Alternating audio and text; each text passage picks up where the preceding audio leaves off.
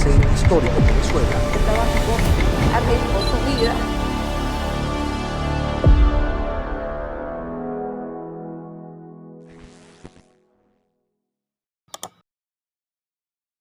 Los testimonios y opiniones emitidos en este espacio representan únicamente el punto de vista de los entrevistados, quienes dan fe de la autenticidad de los hechos.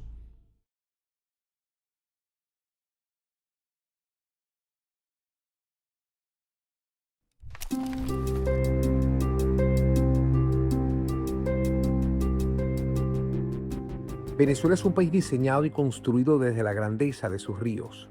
Durante décadas el desarrollo hidroeléctrico no solo representó la cúspide de nuestra ingeniería y la columna vertebral de nuestra economía, sino que nos posicionó como un referente de modernidad y de potencia energética en toda Latinoamérica.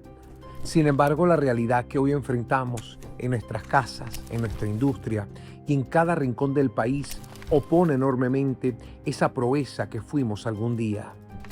Entre la incertidumbre diaria, los cortes de luz, los recuerdos imborrables de aquel apagón nacional y las constantes advertencias sobre el cambio climático, nos quedan preguntas cruciales que merecen respuestas profundas, serias y sin sesgos. ¿Qué significó realmente el desarrollo de la industria para la ingeniería y la economía regional y hasta qué punto esta industria fue el verdadero motor del desarrollo venezolano? Bueno, significó un paso muy importante para el crecimiento económico del país, ya que se desarrolló el sistema de una manera prácticamente exponencial. De tener un sistema aislado hasta los años 60, a partir de allí se empezó a interconectar todas las áreas que existían, las pequeñas empresas eléctricas en Maracaibo, en Barquisimeto, en Valencia, en Caracas, y para aprovechar el potencial hidroeléctrico del Caroní, que fue una política de Estado adoptada en el año 46 de electrificar el país. Mira, el servicio eléctrico es el servicio de los servicios, o sea, el más importante de los servicios, porque es el que alimenta a todos los demás. Entonces, en todos los países desarrollados, el servicio eléctrico se le da una alta prioridad. Tiene que ser bueno, confiable y llegar a todas partes, pues. Y Venezuela lo entendió en la década de los 50. Ya existían en Venezuela empresas privadas prestando servicios, pero en las capitales importantes, ¿no? Maracaibo, Valencia, Barquisimeto y Caracas. Pero ese desarrollo había que llevarlo a todo el país y para eso se creó CADAFE, Compañía Anónima de Administración y Fomento Eléctrico. Se creó en los años 50 y a finales de los 50. Y se encontró un gran problema, que había que unificar las frecuencias. Habían diferentes frecuencias en el país y CADAFE estaba creciendo con plantas eléctricas en todos los pueblitos con frecuencia de 60 Hz, que es el sistema americano, pero Electricidad Caracas tenía 50 Hz, que es el sistema europeo. Entonces se creó una empresa de transición llamada Cafreca en esos años, finales de 50, para unificar la frecuencia y poder interconectarlo, porque para poder interconectar los servicios de corriente alterna tiene que estar en la misma frecuencia. Hoy día hay otras tecnologías, pero en aquel entonces era forzoso convertir generadores y motores y todo a 60 Hz, y eso se hizo hasta el año 62 más o menos. Y ese sistema creció, permitió acompañar un crecimiento del consumo eléctrico y del crecimiento de la demanda promedio desde el año 74 hasta el año 2098, casi del 7% de promedio interanual, que era importante, ¿no? Y eso siempre fue suministrado, el servicio eléctrico, con fiabilidad y con calidad, y permitió que la ingeniería venezolana, la ingeniería eléctrica, fuera una ingeniería de avanzada. Llegamos a tener la central Burin en su oportunidad, fue la central hidroeléctrica de mayor capacidad instalada a nivel mundial. Éramos uno de los primeros países en tener un sistema de transmisión a esta alta tensión, como era el sistema de 765 kilovoltios. Cuando Carlos Andrés Pérez gana la primera presidencia y se da el cierre del canal de Suez y los precios petroleros se van desde $2 a $12, Carlos Andrés fue asesorado diciendo, mira, tenemos dinero para hacer muchas cosas en Venezuela, vamos a hacer Sidor Plan 4. Sidor de 1 millón de toneladas iba a subir a 4 a 5 millones de toneladas de un solo guamazo. Plan 4 de Sidor. Entonces, en una de esas, Carlos Andrés fue a Guayana, se hizo una reunión en Guayana y le preguntó a la CBG qué otros proyectos tiene, desarrollo minero y tal. Le dice, Guri, tenemos Guri por etapas. Tenemos una etapa para subir Guri 20 metros más, una etapa para subirlo 25 metros más y llegar a la cota 264. Entonces Carlos Andrés dice, pero hay plata para hacerlo todo, sin pedirle nada a los bancos. Sembrando el petróleo. Sembrando el petróleo. Entonces Guri y toda la red de transmisión que construyó Delca se hizo como una siembra del dinero extra del petróleo. Cosas que se le olvidó a los demás gobiernos en el futuro, ¿no? Fíjate, tradicionalmente, vámonos hace 25 años, 20 años, cuando en Venezuela se producían 2 y 3 millones de barriles diarios, el 30%, poquito menos quizás, pero voy a ir al límite superior, el 30% de la electricidad que se producía en Venezuela se la tragaba la industria petrolera. Nosotros necesitamos 8 vatios por cada barril de petróleo que se produce. ¿Entiendes? Entonces, sin energía un país no funciona. Así de sencillo. Puede tener todo el petróleo del mundo, puede tener todo el oro del mundo, pero se necesita energía. Aquí se instalaron, la mayoría de las empresas tenían sus representantes en Venezuela. Estoy hablando de las empresas líderes en electricidad a nivel mundial. Aquí se fabricaban muchos equipos eléctricos, transformadores, cables, conectores, se exportaba para el Caribe equipamiento eléctrico y se exportaba ingeniería. Había empresas consultoras que no solamente hicieron ingeniería en Venezuela, sino daban ingeniería hacia Latinoamérica y hacia el Caribe. Nosotros, los ingenieros venezolanos, participábamos en todas las asociaciones gremiales que existían a nivel mundial, la IEEE, el SIGRE, que eran las más calificadas, y tenían los ingenieros venezolanos, presentaban trabajo y además dirigían equipos, áreas específicas. Venezuela en los años 70 tenía la mejor infraestructura eléctrica de toda Latinoamérica, incluyendo Brasil y México. Le estábamos cerquita de los Estados Unidos y Canadá. El 16 de noviembre del 2001 ocurrió para mí lo que yo llamo un cambio histórico en lo que venía a pasar, cómo se administraba y se operaba y se gerenciaba el sistema eléctrico venezolano. OPSI recibió una comunicación del Ministerio de Energía y Minas donde lo suspendía de la capacidad de racionar y de hacerlo de manera técnica, y eso pasaba a ser materia exclusiva del Ministerio de Energía y Minas.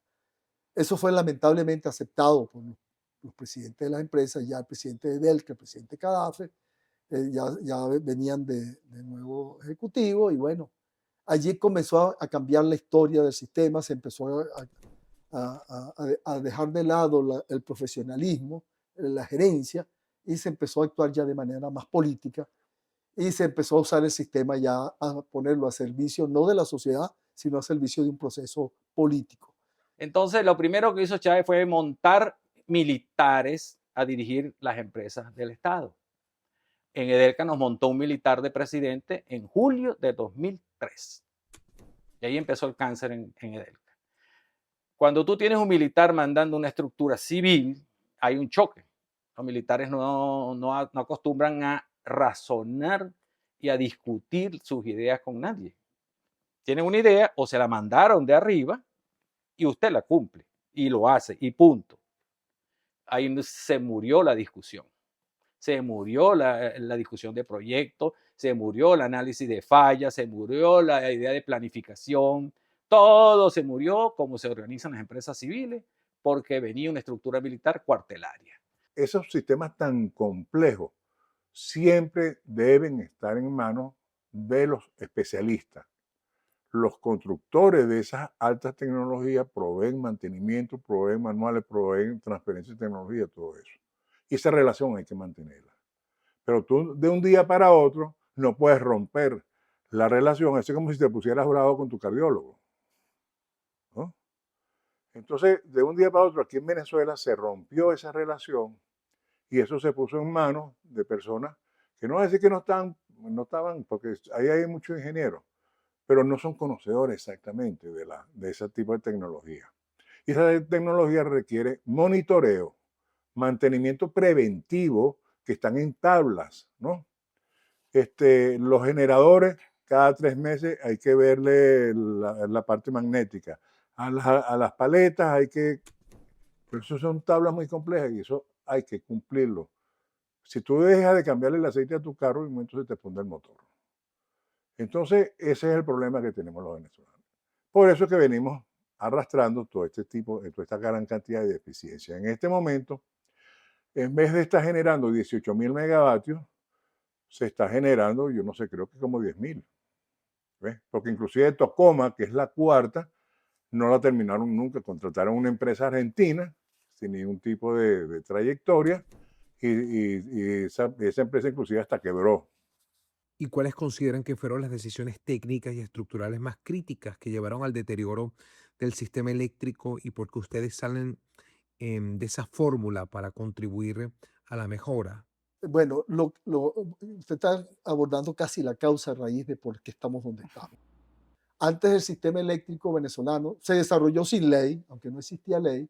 Había una gente que tenía compromiso de servicio y de darle el mejor servicio posible a la sociedad. Y eso permitió desarrollar una estructura que se manejaba básicamente técnica.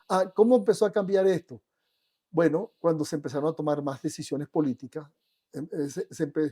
había bastante meritocracia. Si yo tengo que decir cuál es la empresa más eficiente, no tengo ningún rubor en decir que Edelca era una empresa de ingeniería avanzada técnicamente, pero la electricidad de Caracas no se quedaba atrás. Era una empresa comprometida con dar un servicio con ingenieros de línea mundial. Igualmente en el BEN daban un servicio extraordinario, en el sur y en el BAR.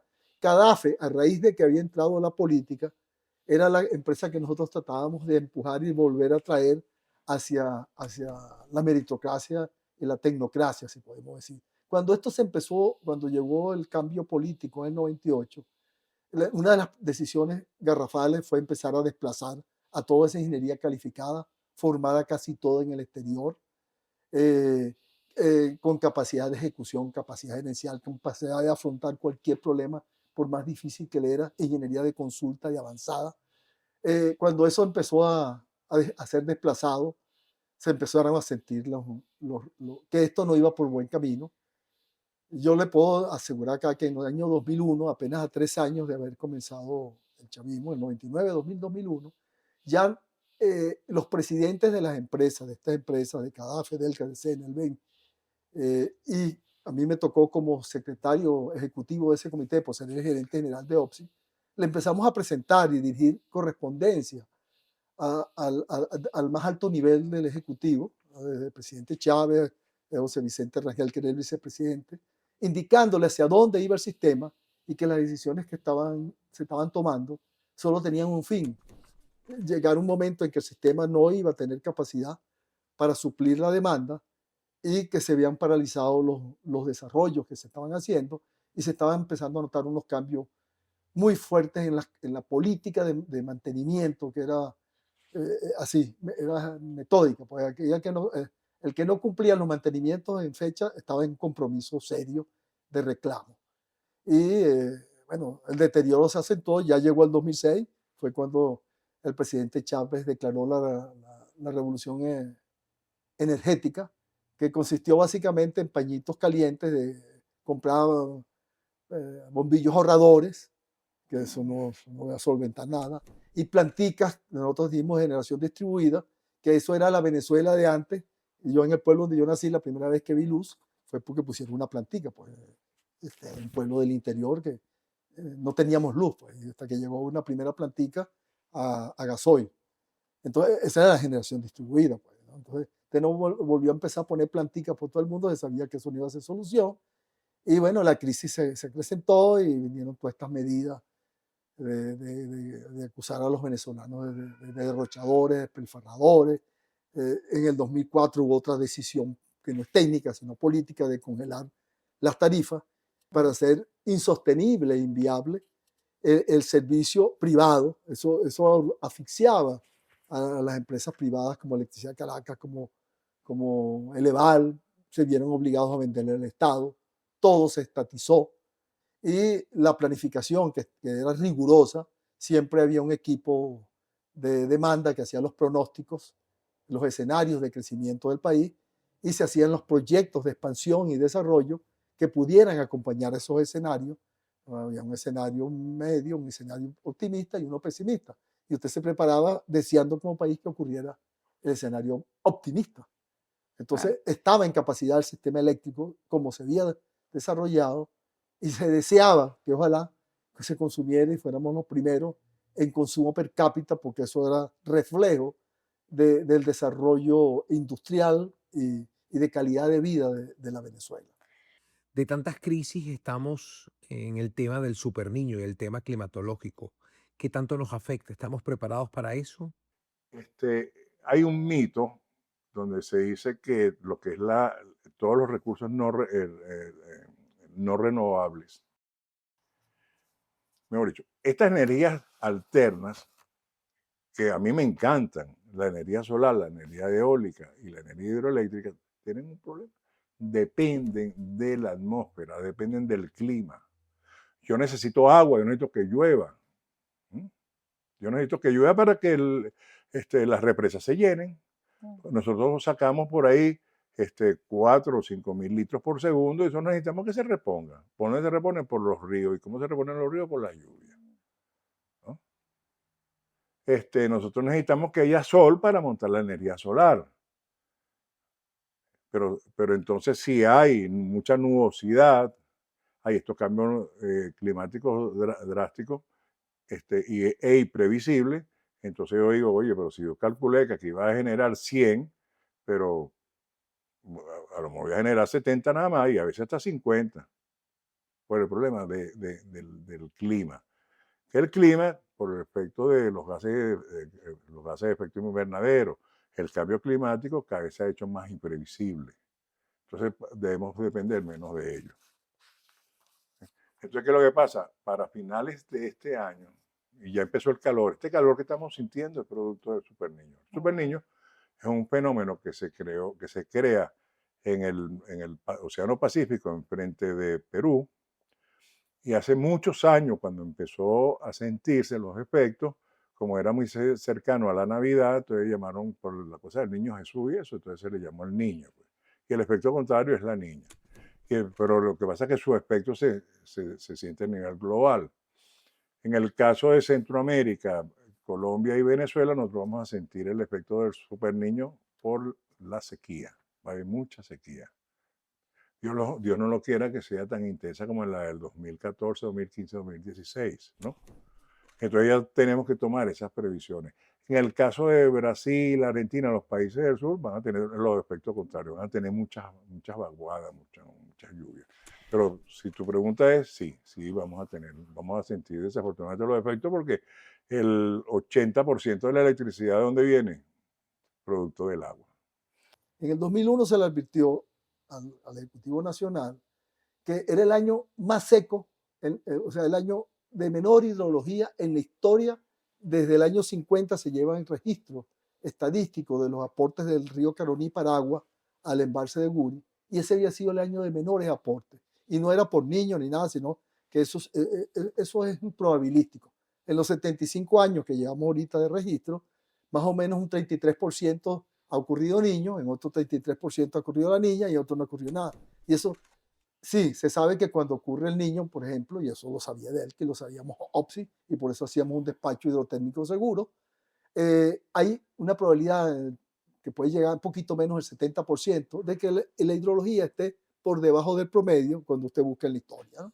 Pero también hay niños donde está por encima, hay niñas donde está por debajo, hay otro. Usted se prepara para el escenario de menor hidrología y por eso siempre EDEL causaba 3 años como la capacidad de regulación de envase, 3 años consecutivos secos, que las referencias son 56, 57, 58, si la memoria no me falla, que los 3 en promedio sumaban el menor aporte de agua al embalse.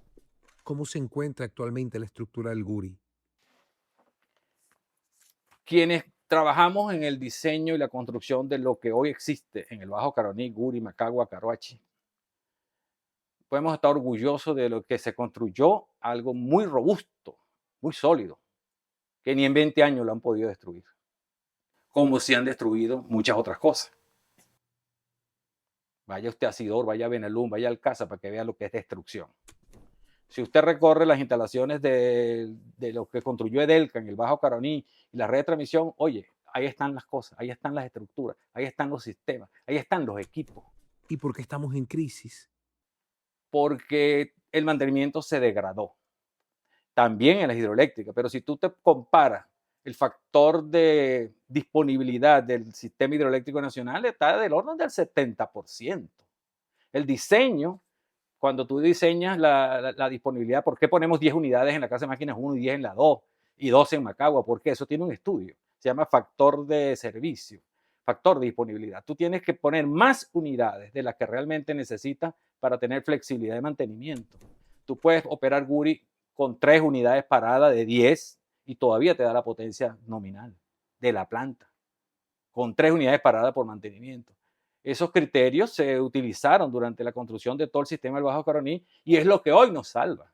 Tú tienes hoy una indisponibilidad hidroeléctrica del orden del 30% más o menos, por fallas, por un mantenimiento mayor inconcluso, por todas las cosas que han ocurrido, pero con lo que queda podemos turbinar 4.800 metros cúbicos y se puede mandar para el centro del país unos 8.000 megavatios desde Guayana. Hay varias cosas que también se pueden hacer. Una es todas esas empresas que vienen, que van a venir con las mismas condiciones, las petroleras, las mismas condiciones de las eléctricas. Seguridad, un marco de seguridad legislativo que ellas vengan confiados. Que el día de mañana no va a salir por ahí alguien a decir, bueno, eso es propicio. No. Si no, no van a venir. Lo mismo con las petroleras como para las eléctricas.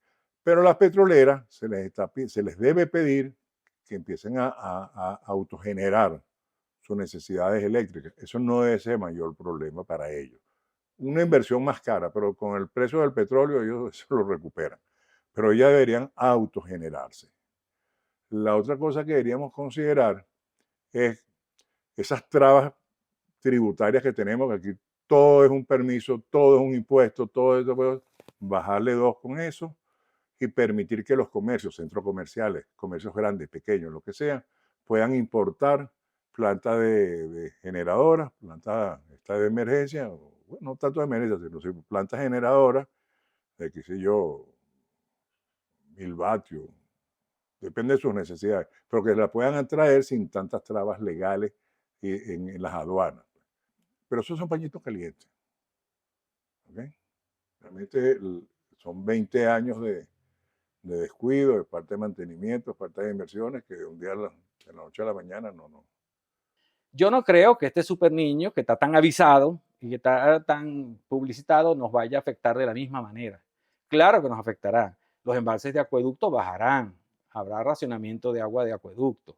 Bajarán los embalses de occidente. Las presas de Brillante Caparo, La Vueltosa, Peña Larga, todas tienen embalses muy pequeños que no aguantan un verano. Un verano no lo aguantan. Entonces ya a medio verano ya están pidiendo cacao.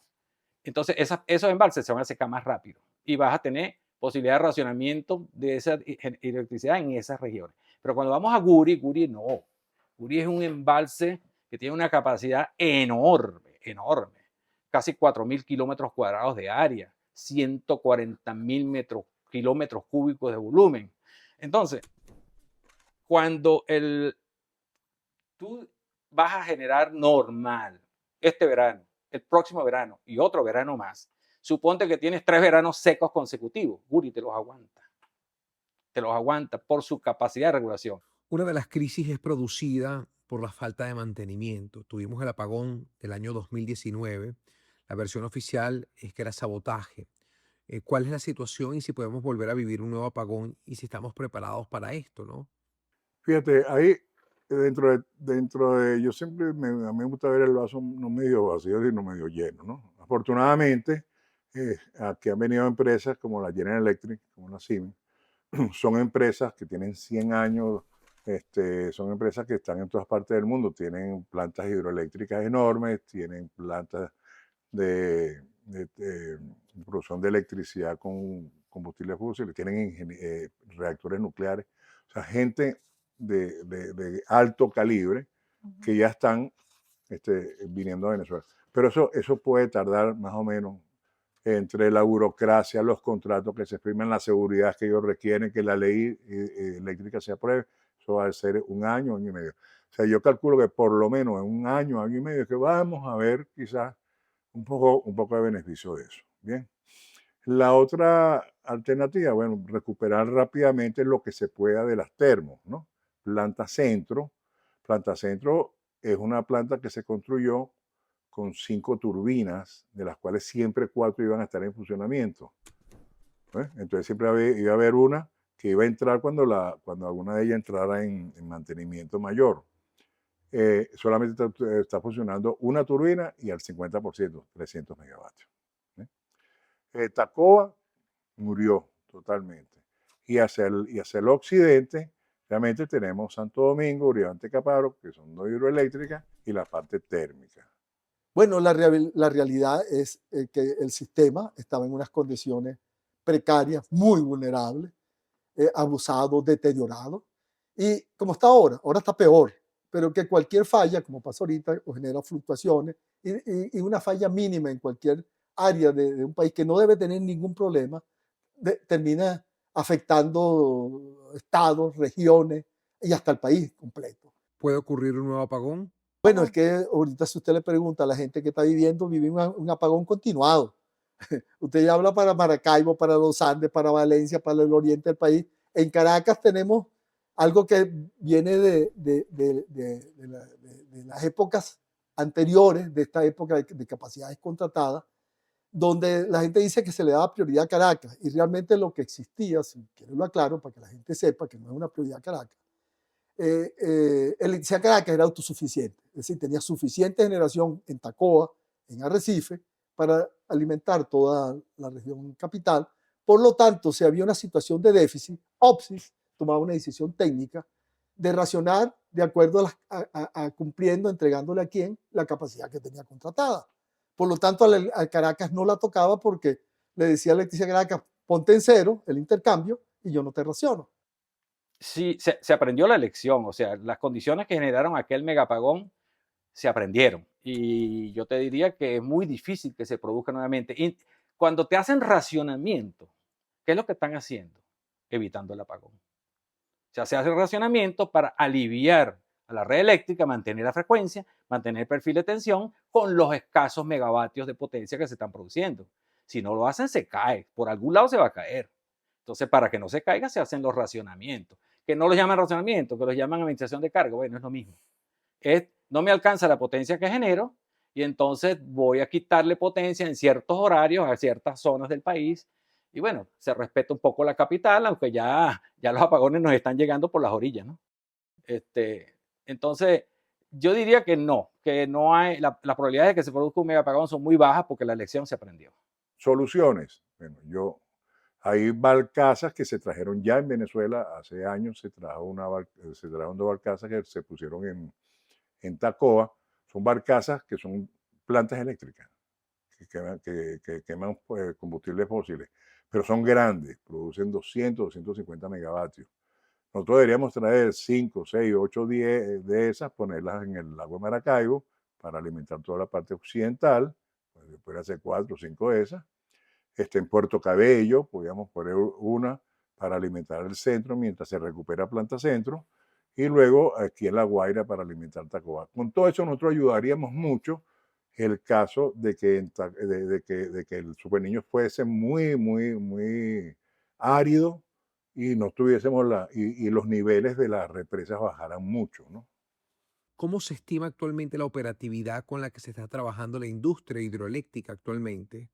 Bueno, la operatividad está en un punto muy bajo, en todas las actividades del sector. En el hidroeléctrico, normalmente uno debería tener una disponibilidad de generación del 90%, porque las máquinas hidroeléctricas básicamente tienen un mantenimiento menor, son fijas, usan agua, no. Usted cuando tiene algunos problemas las turbinas las para en los mantenimientos quinquenales, cada 5 años hacen las reparaciones mayores. Bueno, eso que es de 90, de 17.000 megavatios que tenemos instalados, si podemos usar 11.000, soy positivo, ¿no? Promedio yo lo ubicaría en 10.000, que podemos usar entre la que tenemos en el Bajo Caroní y lo que hay en los Andes. Todo está bajo. Pero la operatividad del termoeléctrico es peor, porque tenemos más termoeléctrica instalada que la hidroeléctrica. El país compró más de 19.000 megavatios termoeléctricos. Si tenemos 17.000 hidro, tenemos 19.000 térmicos, tenemos más termoeléctricos. Entre los dos suma más de 36, casi 36.500. Para una demanda de 15.000, casi podemos dar más del doble de la demanda. Pero la termoeléctrica, la operatividad, debe estar ahorita en el orden de los 2.500, 2.700, recuperando máquinas. A lo sumo llega a 3.000. Le estoy hablando que no llega al 20% de eso. Eso normalmente era 85%, 80-85%.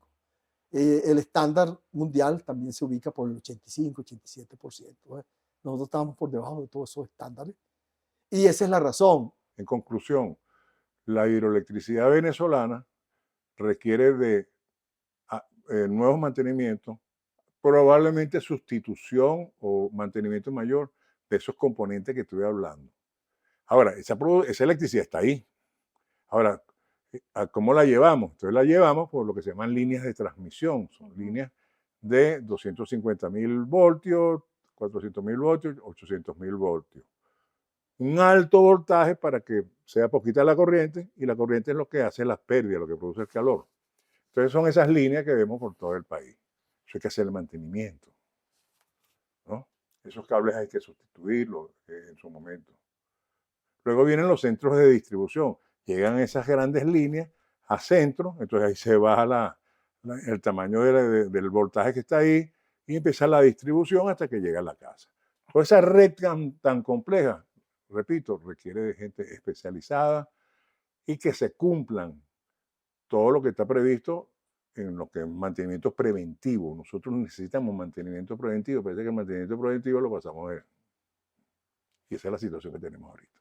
Ante este déficit, le podemos decir que es el freno de mano para la recuperación industrial y petrolera en Venezuela.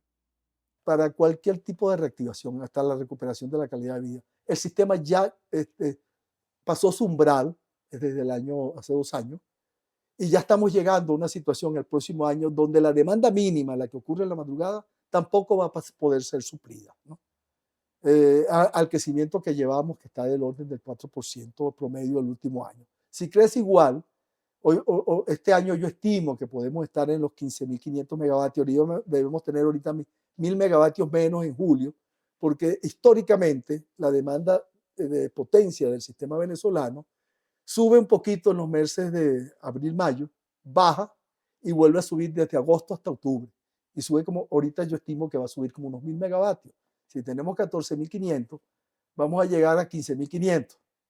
Entonces, 1.000 megavatios es lo que están ofreciendo. Si un memorando de entendimiento evoluciona y se llega a concretar en un contrato, la General Electric hay que recuperar en 2 años, ¿no? Imagínense. En 2 años más no vamos a crecer 1.000, vamos a crecer más de 1.000. Entonces eso no puede acompañar ningún tipo de reactivación económica, y el Ejecutivo sacó un comunicado diciéndole prácticamente a los comerciantes, a las petroleras, a todos, que si quieren, tienen que convertirse en autogeneradores, generar su propio consumo, ante la incapacidad que él tiene de poder darle respuesta a esos requerimientos de demanda. Ahorita hay un déficit de generación en todo el país, pero si tú vas al oriente, donde está la industria petrolera de la faja petrolífera de Orinoco y algo de los petróleos livianos que quedan por allá, y si te vas al Zulia, donde está saliendo ahorita 1.200.000 barriles de Venezuela, en todas hay déficit de electricidad. Y lo que ha hecho Corpoelec y PDVSA es decirle a las empresas, mira, yo tengo aquí una planta, ¿la puedes operar? Le han dicho a las petroleras, ¿quieres encargarte de esta planta? Dicen no. Entonces las petroleras le dijeron, mira, con el reglamento petrolero, ustedes tienen que autogenerar. Ninguna ha dicho, voy a autogenerar. Ninguna. Lo están pensando. Porque autogenerar significa no agarrar una planta vieja que tenga 10 años, muy mal mantenida. Hay algunas que no están tanto, pero meterle real y empezar a generar electricidad para mí solo. Pero mantener la interconexión con Corpoelec. No hayan cómo separarse Corpoelec, no hay una manera fácil de separar las redes eléctricas de la red nacional de Corpoelec. Y mientras estén conectados a Corpoelec, están sujetos a las fallas Esas fallas que vemos aquí en Caracas todos los días, que hay fluctuaciones de tensión, que se salen. Bueno, esas fallas perjudican mucho la actividad petrolera. Y entonces ellos están buscando una manera de autogenerar, pero desconectados de Corpo LED para asegurarse de que una falla en la red no me tumbe el sistema que alimenta mis pozos petroleros, mis macoyas, mis bombas. ¿Es posible una recuperación mixta, es decir, empresas privadas y públicas para que esto pueda reactivarse y tener una mejor industria? Lo pudiste haber dicho más alto, pero no mejor. Esa es la solución. O sea, la solución no es privatizar mañana. La solución es que esas empresas externas de capital privado son las que van a traer el dinero. Nosotros calculamos que solamente lo que es el Guri, el complejo del Guri, esas 4 plantas que están ahí, se debe requerir entre 10.000 y 15.000 millones de dólares para ponerlas en un espacio de 4 o 5 años a 100% de funcionamiento como tenían hace 20 años. Ahora, ¿de dónde vamos a sacar ese dinero? Ese dinero puede venir de varias áreas. Uno, los capitales privados. Quiero después tocar un temita con respecto al capital privado. Luego tenemos las multinacionales, mejor dicho, las multilaterales, que son la Corporación Andina de Fomento, el Banco Mundial, el Banco Interamericano de Desarrollo, el Fondo de Inversión, etc. ¿no? Ellos proveen capital para este tipo de proyectos, pero las condiciones que ponen son muy estrictas. ¿Por qué? Porque dicen, no te voy a dar un solo dólar si tú no me compruebas que ese dólar va a ir a donde tú lo estás pidiendo. Entonces me tienes que garantizar varias cosas. Uno, transparencia. Dos, que las personas que van a manejar eso, dame el currículum, ¿no? Si vamos a hacer una operación de corazón abierto, quiero el mejor cardiólogo. Ellos tienen ese nivel de exigencia y eso es lo correcto. ¿Cuáles son los periodos? ¿Quiénes la van a ejecutar? Esos son proyectos que se presentan y son analizados por expertos allá y dicen, este proyecto es viable, no es viable, hágale estos ajustes y todo eso. ¿Cuáles son las prioridades urgentes para invertir en la infraestructura para que se reactive de forma correcta? La urgente es que lo que está operando no se pare, o sea, estabilizarlo, lo que está operativo, ese poquito, ese 50, mira, vamos a resguardar eso. Urgente es que esos operadores que yo veo lamentablemente trabajando en condiciones de inseguridad, no tienen, le podamos dar las herramientas para que trabajen seguro y que puedan darle respuesta a la sociedad, por lo menos en la falla. No tienen camiones. Y lo otro urgente es que aquello que es rescatable, que no está operativo, pero que en corto plazo puede ser puesto en servicio, pues tenemos que ponerlo en servicio y tenemos que acompañar de alguna manera que en el parque termoeléctrico los combustibles que requieren y los sistemas de evacuación que permiten llevar esa energía se recuperen paralelamente con el otro. Si no es posible recuperar el suministro de combustible, no en las cantidades, porque las cantidades puede ser que las podamos recuperar, sino en la calidad que requiere las plantas térmicas. Si usted utiliza combustibles que no son adecuados, puede recuperar y comprar plantas nuevas. Se van a deteriorar porque el fabricante le va a decir, ese no es el combustible con que yo diseño para operar. Se introdujo una ley de electricidad hace varios meses, ¿no? Nosotros tenemos grupos de estudio aquí en Venezuela, tenemos especialistas, gente de una larga trayectoria en Edelca, en la electricidad de Caracas, en CADASPE, etcétera, en ERBEN. Y esa ley siempre tiene el sesgo de que el gobierno siempre tiene la última palabra. Nadie va a venir a invertir. Tiene que ser una ley en donde no dé pie para que un funcionario la interprete. Ese es el problema. Y esas empresas, General Electric, todas estas empresas que Siemens, que manejan esa alta tecnología, tienen 100 años. Esas empresas han lidiado con cualquier cantidad de gobierno y tipos de gobierno. ¿Vea? Entonces esas empresas hay que hablarle claro. Y saben leer una ley.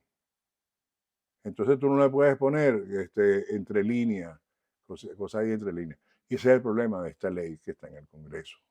Entonces, eso es en cualquier plan, tiene que contemplar como base dar los marcos legales, fiscales, reguladores que le den al inversionista la certeza de que vale la pena invertir, y eso comienza con las tarifas.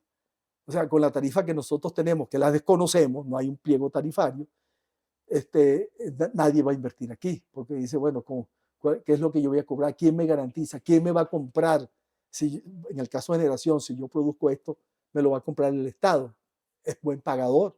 El Estado, Corpoelec es la empresa eléctrica que tiene la menor credibilidad y la mayor cantidad de deudas a nivel mundial. Entonces, ese es el que se va a comprometer a pagarme la energía. Eso no es lo que va a recuperar el sistema. Por supuesto que cualquier equipo que se recupere ayuda, pero es lo que nosotros llamamos en criollo los pañitos calientes. No hay soluciones ni integrales ni definitivas. Si tú me recuperas una máquina y no me recupera el sistema de combustible, de suministro primario y el sistema de evacuación, y no recuperen las redes locales para que el usuario le pueda llegar con calidad y con confiabilidad, está haciendo un trabajo mediocre, no de ingeniería, sino un trabajo de parcho. Estamos hablando de un marco organizacional que está compuesto por normas, reglamentos, leyes, recursos humanos, recursos materiales, alta tecnología. Y todo eso debe hacer una sinergia para que esto funcione bien como funcionó hace tiempo. ¿Tenemos talento humano suficiente para la recuperación? Nosotros nos reunimos mucho. Yo tenía mucho tiempo que no lo había visto. Mira, aquí tenemos las personas que hicieron de Venezuela, hicieron de la industria eléctrica de Venezuela la mejor de toda Latinoamérica. Todavía están ahí. Y están sus hijos y sus alumnos. O sea, el recurso humano aquí no es problema. El recurso humano no va a ser una limitante. Lo que sí vamos a necesitar que este recurso humano que se quedó en Venezuela, porque tenemos mucho recurso humano que está afuera, bueno, ponernos al día con las nuevas tecnologías. Pero para eso hay una cosa que se llama en los contratos transferencia de tecnología. Eso no es mayor problema. ¿Cree usted posible una recuperación en conjunto con la parte pública e inversiones extranjeras? Con este gobierno, imposible, porque este gobierno tiene una orientación ideológica hacia el monopolio y el gobierno por el Estado, ¿entiendes? Pero si tú tuvieras un gobierno abierto al capital privado, tomará 3 a 4 años con una nueva ley para que eso nazca, porque la confianza no se decreta, la confianza no se puede generar por una ley, por un decreto, no, la confianza nace de los hechos. Y esos hechos hay que irlos construyendo uno por uno, como los ladrillos de una construcción. Cuando la construcción coge forma y hay confianza en que no se va a caer y no la van a abandonar, entonces el capital privado entra. Es un capital golondrina que yo meto los reales, exploto al máximo y me voy. No, al país le conviene que venga gente que se venga a comprometer a largo plazo con el suministro eléctrico. ¿Qué estamos necesitando para reactivarnos? En primer lugar, se necesita buena gerencia, que no la tenemos, porque tú tienes una empresa monopólica como Corpoelec dirigiendo todo el sistema eléctrico nacional que lo gestiona con mucha opacidad. O sea, Corpoelec dejó de publicar las estadísticas nacionales del servicio eléctrico, que las publicaba OFSI, las publicaba Cabinel, cuando existía la Asociación de Empresas Públicas y Privadas, y todos los profesionales que ejercían la profesión libre o en consultora o en constructora tenían acceso a esa información. Eso dejó de publicarse hace más de 10 años. Entonces, en medio de esa enorme opacidad, Corpoelec hace y deshace y nadie se entera. Y bueno, y también rehuyen el talento. O sea, ellos trabajan con un círculo muy cerrado de asesores que son primero compatibles ideológicamente y después los llaman como asesores. Entonces, ese grupo de asesores no tiene mucho contacto con el talento nacional que está afuera o adentro de Venezuela. Entonces, no se enriquece del talento. Entonces, tú tienes una estructura que está hecha para el fracaso, un monopolio. Sea privado, sea público. Eso está hecho para el fracaso. Y en segundo lugar, falta de gerencia, que no la vamos a tener hasta que esa estructura no desaparezca. Que tengamos fe y seamos proactivos. ¿Okay? Con quejarnos ya supimos lo malo que pasó. Ahora tenemos que ser proactivos y aportar ideas. Y que la justicia, tanto la divina como la terrenal, se encargue de lo que tengan que hacer. Pero nosotros ahorita, inclusive los profesionales, tenemos que ser proactivos en todos los niveles para sacar este país, y lo vamos a sacar porque el venezolano es así. Supongamos que vienen los inversores que tienen asegurado su capital per cápita, que todo eso es color de rosa. ¿Cuánto tiempo tardaría realmente en reactivarse la industria? 10 años. 10 años para reconstruir lo que tuvimos, más o menos. No es nada más de reparar una turbina o hacerle mantenimiento mayor a una planta. Es que ya la Venezuela de hoy necesita nuevas tecnologías también. ¿Cuánto tiempo necesitamos para recuperarnos? 4 o 5 años, para regresar a lo que fue Venezuela. Con los recursos económicos. Como yo te lo dije, Venezuela es bendita por el mundo. Todos los países quieren venir aquí. ¿Sabes por qué? Porque nosotros no tenemos que echarle el cuento a nadie, porque ya se hizo. ¿Eh? Ya se hizo, ya todas esas empresas estuvieron en Venezuela, saben qué es lo que es trabajar en Venezuela. Cuando se trabaja con seguridad, ya ellos lo vivieron. Las grandes empresas del mundo estuvieron en Venezuela. Lo que necesitan es regresar a aquella seguridad jurídica, porque el recurso humano sigue igualito, el país está donde está, los recursos están ahí, la voluntad política. Eso es lo que nos falta.